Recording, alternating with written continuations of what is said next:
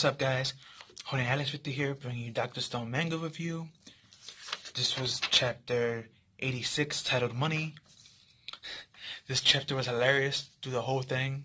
I can't stress this enough. I've been saying this in every video of my Dr. Stone, but I love how they make science and humor, and they blend them so well together that it doesn't get boring. But it's actually very funny and understandable for anyone of any age or race to read it and understand what the joke's about and how things are going on. But basically, it's a continuation from last week's chapter where they had to collect oil, and we have an excavation team of 3, and it's Chrome, Kohaku, and Yuko.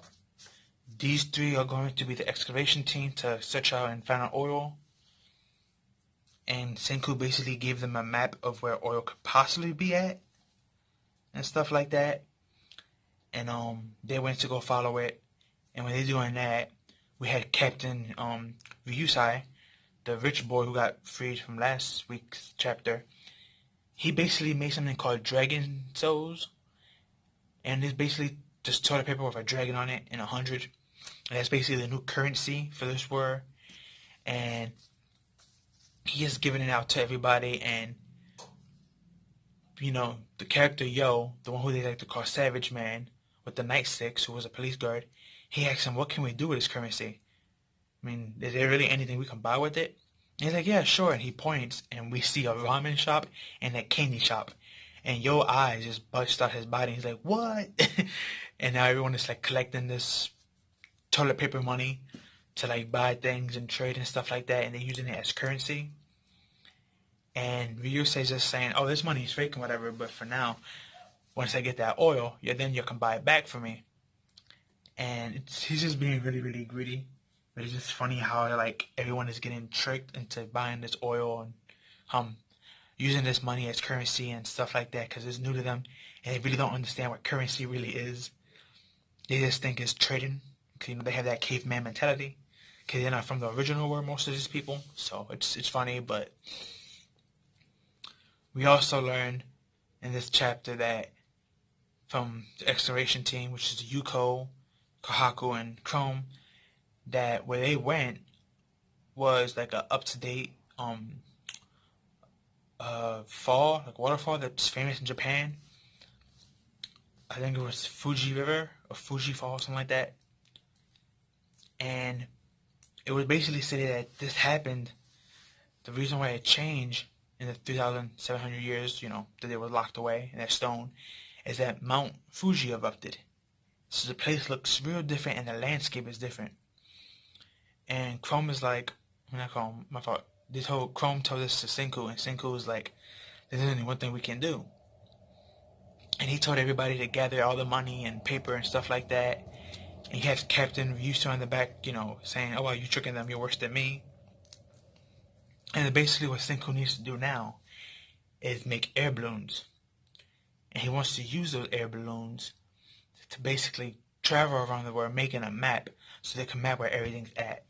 So that way when they do find something valuable and treasure and resources, they can mark it down and be like, okay, we found this is ours. And stuff like that.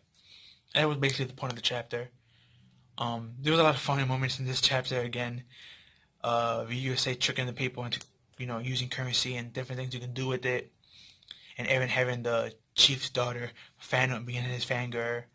Then you have the husky chick who was on Tsukasa's side, helping him out as well. But she's saying, I don't want none of this currency stuff. And she's blushing at the same time she's saying it, so we know she's really faking it. But we have Senku also, getting into people's minds and stuff like that. Then we have my favorite character, Jin, just going around making funny faces and tricking people and telling people how to do things and stuff like that. And it was just, I can't stress enough again how much they fuse humor with science in this chapter, in this manga. And it just comes out so well together. That it's not too boring, but it's not too over the top either, where you do nothing but laugh, but you get no understanding from it.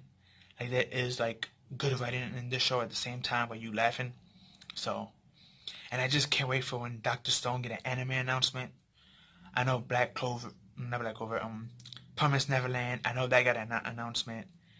Fire Force, if for anyone that read that, That got a TV anime announcement. And what else? I feel like I'm forgetting something, but basically those two shows got an announcement for anime. And Doctor Stone has come out, I think, a year after those did. So, because I know Fire Force is 152, that's how many chapters they have out. And then 115 is how many chapters My Promised Neverland has out. So, Doctor Stone's only 86 chapters. So we're only about like 20 chapters, below them. In the 20 mark anyway. But the point that I'm trying to say is that I can't wait for when Doctor Stone get their anime announcement.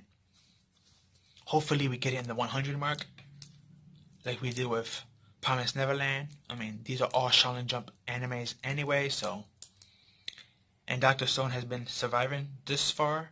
I'm not sure how well it does in the manga rankings and sales, but I know it's been doing real good, and so far from people that I talked to, it's been real.